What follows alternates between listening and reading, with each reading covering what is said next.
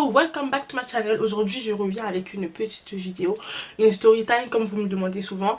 J'espère que vous allez aimer et avant de commencer la vidéo je tiens à vous parler de mes sublimes mèches que j'ai reçues de chez Ali Annabelle. Donc tout est en barre d'infos, n'hésitez pas à les checker. Ça fait un mois que je les ai et franchement la qualité elle est juste top. Voilà, j'ai lavé etc, j'ai pas eu de tombée de cheveux ou quoi que ce soit comme vous pouvez le voir, hein. C'est vraiment et là j'ai lissé mais vraiment très rapidement. Donc sans plus tarder on va rentrer dans le vif du sujet. Donc c'est le jour où la mère de ma copine a failli m'abattre. Elle était énervée, like you want to beat myself, you know. Donc imaginez-vous 2 secondes, imaginez-vous s'il vous plaît là, imaginez-vous la mère de votre copine, elle veut vous taper, elle veut vous tabasser, imaginez-vous.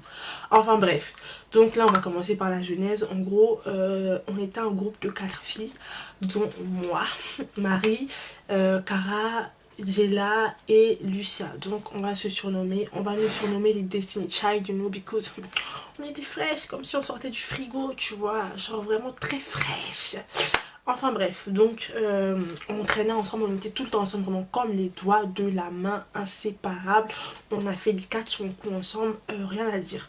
Et au fur et à mesure du temps, on s'est rendu compte que Cara était l'élément perturbateur du groupe, c'était l'élément perturbateur. Et faut savoir qu'en fait c'est grâce à Cara qu'on s'est toutes connues, c'était elle on va dire le centre du groupe, on la connaissait toutes et elle nous a réunies. Et en fait au fur et à mesure du temps ses défauts plutôt devenaient insoutenables.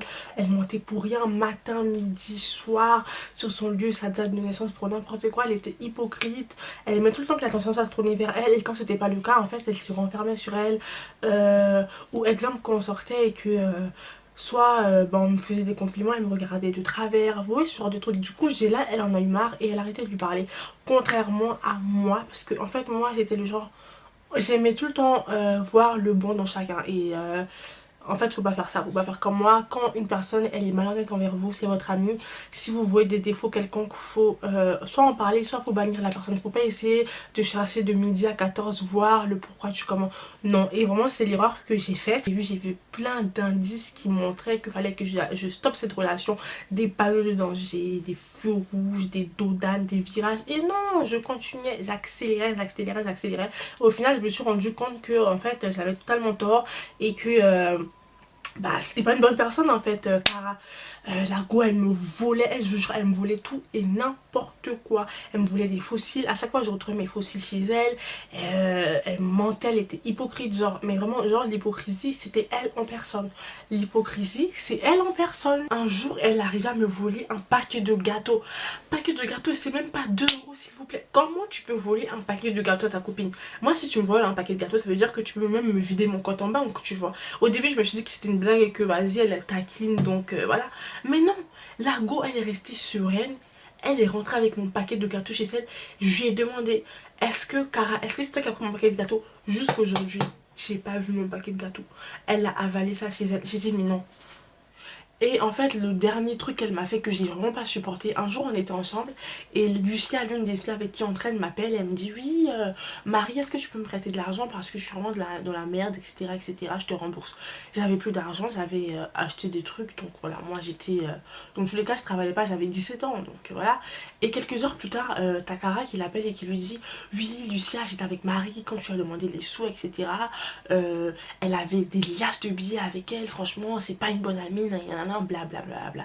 Et Lucia, depuis ce jour où j'ai refusé de lui passer de l'argent, j'ai plus de ses nouvelles, vraiment plus du tout. Dans ma tête je me disais mais elle est bizarre cette fille, en gros parce que moi je ne peux pas l'aider, elle décide de couper les ponts. Et quelques semaines plus tard Lucia m'appelle, elle me dit oui franchement j'ai grave pas aimé ton comportement parce que Cara elle m'a dit que t'avais des liasses de billets blablabla. J'ai dit pardon? Moi avoir des liasses de billets, mais déjà je suis pauvre, mon compte il pleure. À quelle heure je vais avoir des liasses de billets en fait, genre dites-moi. Et en quelques mots, Cara, va même l'appeler Caraba, Caraba a orchestré cette histoire là pour retourner Lucia contre moi et nous mettre toutes les deux en conflit. Du coup moi j'étais grave choquée, je me suis dit mais attends cette meuf c'est vraiment un poison, tu mens, tu voles, tu veux séparer les gens, genre t'es jalouse. En fait elle était jalouse de tout et de rien. Je pense qu'elle avait un problème, comme je disais c'était mental en fait. Et moi j'ai voulu couper tous les liens, toutes les affaires d'elle que j'avais, je lui ai ramené, j'ai même pas voulu m'expliquer quoi que ce soit, j'ai coupé les liens direct, biche, bichon. Mais malheureusement, quand Jayla et Kara ont arrêté de se parler, Jayla n'a pas pu récupérer ses affaires chez Kara, dont sa calculatrice. Vous connaissez les calculatrices Concon pour passer le bac qui coûtent super cher. Du coup, c'est pas de la merde. Et moi, j'étais censée faire l'intermédiaire entre elles deux, le pigeon voyageur. Un jour, en cours, je vais voir Kara, je lui demande tout gentiment, est-ce que c'est possible d'avoir la calculatrice de Jayla puisqu'on en a besoin pour passer le bac. Et Kara me dit non, si elle veut sa calculatrice, il faudrait qu'elle passe chez moi. Je me suis dit, bah tant mieux, peut-être qu'elles vont faire la paix, elles vont revenir sur de nouvelles bases, etc. Maintenant, c'est là où l'histoire commence. Prends ton thé et sirote, parce que ça va barder. Maintenant, moi, j'ai rien demandé. Ce jour-là, j'ai rien demandé. J'étais juste censée accompagner Jayla récupérer sa calculatrice. Maintenant, regardez comment l'histoire se déroule. On arrive chez Kara récupérer la calculatrice de Jayla pour le coup. On sonne bien gentiment, etc. Et on attend. On a attendu grave des minutes avant qu'elle descende. Limite, elle est en train d'accoucher en fait là-bas. Je me suis dit, mais ouais, pourquoi elle prend autant de temps, tu vois. Maintenant, quelques minutes plus tard, la go elle descend. Vraiment, son style voulait tout dire. Son style voulait dire, je vais te boxer, je veux mon octogone en fait. Et tout d'un coup, Kara avance vers Jayla et lui dit oui, mais pourquoi t'allais dire ça à la meuf de je sais pas qui? Parce que moi, c'était pas le cas, je le kiffais pas, nanana. Et facilement, je comprends qu'elle s'embrouille pour le crush de Kara. Et tout d'un coup, Kara, elle fout une gifle à Kara et Kara replique et là ça fait tout. Oh my god! Franchement, j'essaie de séparer, je me mets entre elles deux pour pas qu'elles puissent se taper parce que je suis désolée, on avait 18 ans, vous pouvez pas en fait les filles, genre hors de question en plus pour un mec, mais non.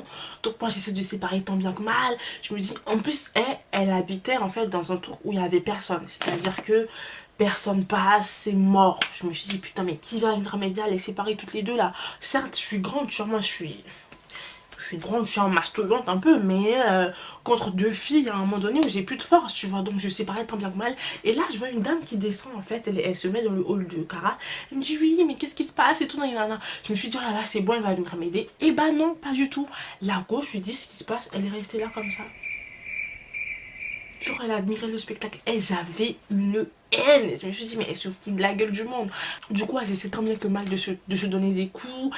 Et là, tout d'un coup, je reçois une gifle. Une gifle sur mon visage. Une claque. Et cette claque venait de Kara. Je me suis dit, mais attends. Je voulais te dire aussi quelque chose. Si tu me cherches, bientôt tu vas me trouver. Et franchement là, je me suis dit, attends, là en fait c'est moi la voix de la raison, je peux pas devenir folle. Et puis en fait c'est l'ange qui me disait, attends, c'est Kara qui t'a giflé. Non, c'est le démon, il me disait, Kara t'a giflé, mais t'es malade, tu peux pas te laisser faire. Et l'ange me disait, mais Marie, t'es la voix de la raison, si tu t'énerves, ça va se retourner contre elle. Et vous êtes deux contre un, c'est malhonnête, enfin voilà, tu vois. Donc je me suis dit, c'est pas grave. Prends sur toi, t'as rien vu, t'as rien senti, et voilà. Donc je m'énerve un peu, mais voilà, j'essaie de recadrer les choses, enfin voilà, vite fait. Et quelques minutes plus tard, vraiment 2-3 minutes plus tard aux environs, j'entends une voix de loin. Kara! Kara! Et c'était la mère de Kara. Elle a balancé ses affaires, elle a fait un sprint à la Usain Bolt. Kara! Kara, enfin bref, quand elle est arrivée, elle m'a bousculé sur la gauche. Ouais, mais qu'est-ce que vous faites chez moi? Blablabla, je sais pas quoi. Et là, en fait, elle a tellement fait plein de bruit. En fait, il y avait grave du bruit, c'était la foire. Les voisins sortaient. Oui, mais on va appeler la police. Comment ça se fait? Blabla. Et moi, je vous ai déjà dit, quand j'entends la police, je pense à ma mère. Donc là, j'ai dit, mais non, pas de police. En plus, bagarre. La bagarre, mais en fait c'est ma mère qui va me bastonner là, c'est non. Donc du coup moi je commence à récupérer nos affaires parce qu'en fait faut savoir que Jayla plutôt, elle avait son manteau par terre, les calculatrices étaient par terre, j'avais mon sac par terre, franchement c'était du n'importe quoi. Bref, du coup j'essaie de prendre mes affaires et celles de Kara pour qu'on puisse se tailler, tu vois, en mode pas vu pas pris en fait, parce que pas de police en fait, I don't want the police. Et en fait là je vois sa mère, en fait elle calme pas du tout la situation. Et je vois en fait sa mère, elle se dirige vers Kara et Jayla. Et je vois elles deux, genre Kara et sa mère, elle commence à donner des coups. Elle donne des coups à Jayla. Elle lui donne des coups, elle lui donne des coups, elle lui donne des coups. Et moi, j'essaie de tirer Jayla en mode viens, on y va, viens, on y va. Et sa mère, elle se tourne vers moi en mode oui, Marie-Ange, Marie-Ange, c'est ce que tu me fais. Enfin bref, elle, c'était du n'importe quoi. Et là, je vois, elle me fait ça. Je me suis dit, pause. Si elle me gifle, il se passe quoi là? Qu'est-ce que je fais? Imaginez-vous 2 secondes. Dites-moi en commentaire, vous, ce que vous faites. Si la mère de votre copine, elle vous frappe ou elle essaie de lever la main sur vous, comment vous allez réagir? Je pense à ça, je me suis dit, mais attends, elle va pas me gifler là. Tu n'es pas ma mère en fait. Qu'est-ce qui se passe? Et genre, j'étais là en mode, non, non, on le fait pas. Enfin bref. Et donc du coup, finalement, elle m'a pas giflé, elle m'a juste fait un mouvement, tu sais, je pense que c'était pour me faire peur. Et je me suis dit, ah bah heureusement. Moi, je voulais pas que ma mère soit au parfum. Et là, je récupère les affaires de Cara, les miennes. On se taille. Il y avait des manteaux par terre. Il y avait des cheveux. Il y a tout qui traînait. Franchement, c'était la honte. Et les voisins qui arrêtaient pas de crier. Ouais, on appelle la police. Blablabla. Enfin, bref. Du coup, je récupère Cara, je lui dis viens, viens, faut qu'on aille là. La pauvre, elle est en train de saigner parce que bah il y avait 2 personnes sur elle, elle était impuissante. Du coup, on marche, on se dirige vers l'arrêt de bus et de loin, on voit 3 nanas en train de courir vers nous. Mais vraiment, en mode encore Marie-Ange, Marie-Ange. Je suis mort, putain. Bah oui, parce que sa mère m'appelait Marie-Ange. Marie-Ange, Marie-Ange, attendez. Enfin bref, donc du coup, je m'arrête parce que je me dis, bon voilà, c'est sa mère. Pour moi, c'est respectueux, tu vois. Je vais pas prendre la fuite en mode, ouais, je pars, tu vois. Bref, je me stoppe pour voir ce qu'elles vont me dire. Et en fait, sa mère, elle a appelé un renfort. Elle a appelé la soeur de Cara qui est en train de dormir en renfort. En mode get, tu vois. Et donc là, je m'arrête et tout, et je vois sa soeur qui vient vers moi. Oui, comment ça se fait, vous venez chez moi comme ça, vous venez agresser ma soeur, blablabla. J'ai dit, mais en fait, non, on est juste venu récupérer la calculatrice de Dila et c'est tout, tu vois.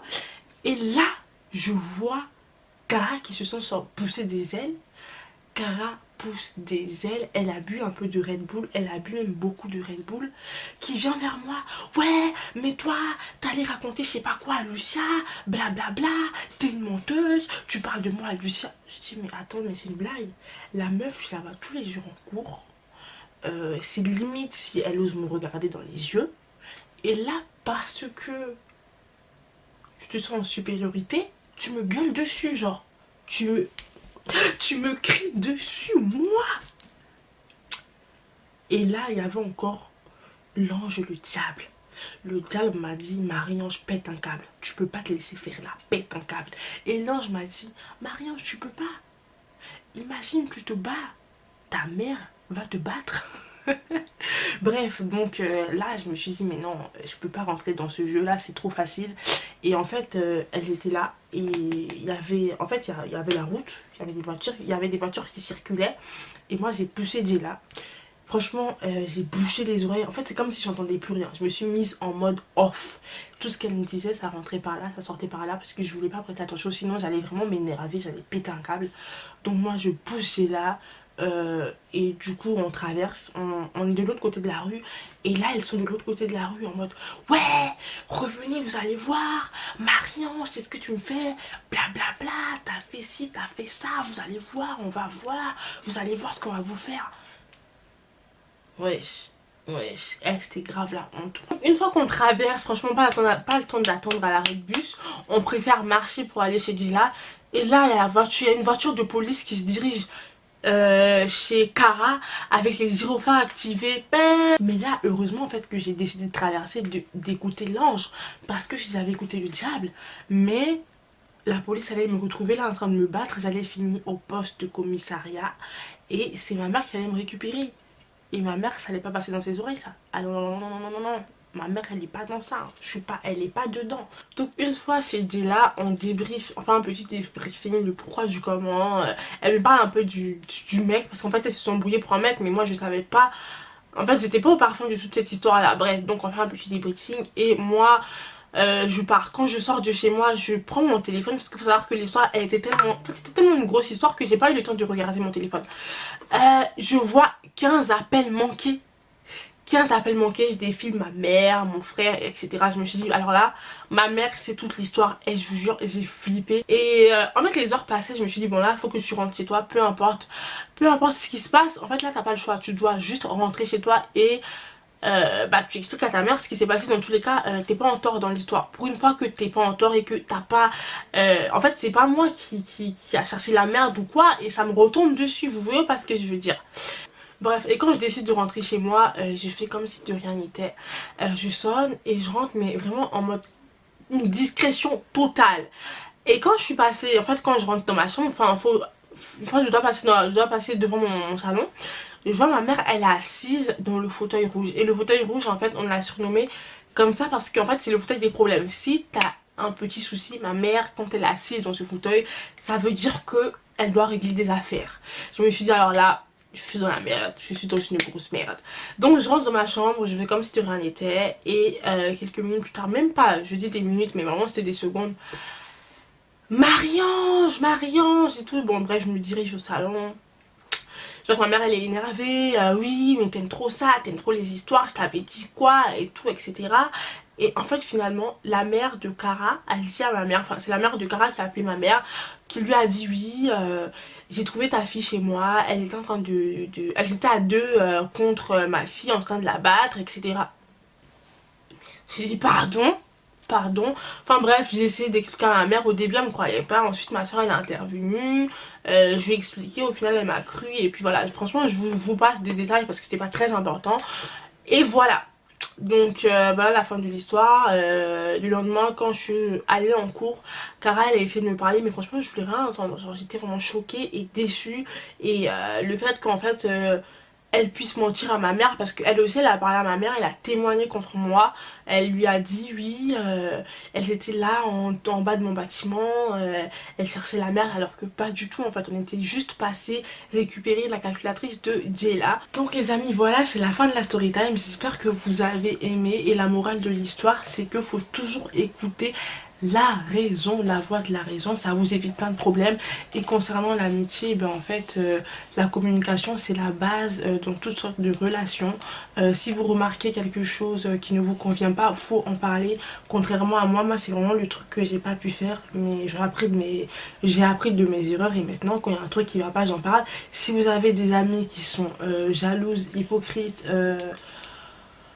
voleuse et j'en passe, c'est des choses à bannir dans l'amitié, dans les règles de l'amitié, ça n'existe pas ça. Et ça va toujours vous emmener au chaos. Donc voilà, faut couper les liens, faut tailler, voilà, fais tout ce que tu veux, mais tu jettes tout ça parce que ces filles, c'est des carabas. C'est des carabas, les filles qui sont jalouses, voleuses, menteuses, envieuses, c'est des carabas. Tu veux pas garder ça dans ta vie, c'est comme la fille qui s'est fait tuer par sa meilleure amie. Ah bah oui. Franchement, il y en a, c'est vraiment des sorcières. Hein. Elles sont là, elles rient devant toi en mode oui, ma chérie, je suis en ton tour, alors que derrière, ça te termine à mort, à mort. Donc franchement, ce genre d'amis, ça ne m'intéresse pas. Vaut mieux être seul que mal accompagné. Sur ce les amis, je vous fais plein de bisous et je vous dis à très bientôt pour de nouvelles vidéos. N'hésitez pas de me dire ce que... Je sais plus parler français, je suis fatiguée, j'ai envie de dormir. Mais dites-moi ce que vous pensez en commentaire. Je sais pas si c'est français ça non plus. Mais bisous. I'm tired, babe.